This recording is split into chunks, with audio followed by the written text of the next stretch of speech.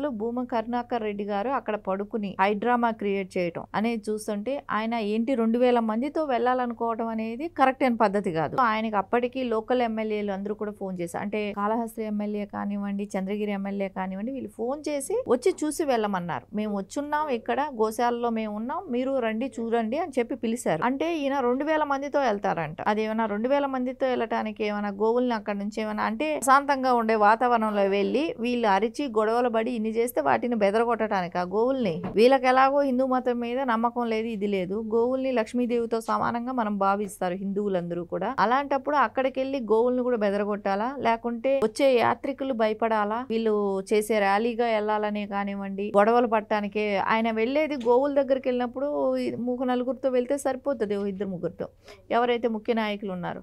అలా కాదంట, ఆయన 2000 మందితో ర్యాలీగా వెళ్ళాలంట. ఇది ఎక్కడ న్యాయం? అంటే ఇది ఇష్యూ ఏదైనా ఉంటే దాన్ని జటిలం చేయాలనే ఆలోచన. అంటే జరగని దాన్ని జరిగిందని సృష్టించి అక్కడ తగాదాలు గొడవలు వచ్చి తిరుపతిలో ప్రశాంతత అనేది లోపించాలి. ఇప్పుడు ప్రశాంతంగా ఎవరు భక్తులందరికీ కూడా అన్ని రకాలుగా వసతులు కానివ్వండి హ్యాపీగా వస్తున్నారు, వెళ్తున్నారు. కానీ అక్కడ కూడా భయభ్రాంతులకు గురి చేయాలి ప్రజలని, వచ్చే భక్తులు భయపడాలి, కుటుంబ ప్రభుత్వంలో వెళ్ళటానికి భయపడారు, అక్కడికి వెళ్ళాలంటే భయం వేస్తుంది తిరుపతి అనే ఒక ఆలోచన తీసుకురావాలి ప్రజల్లో అనే దానికోసం భూమా కరుణాకర్ రెడ్డి ట్రై చేయటం కానివ్వండి.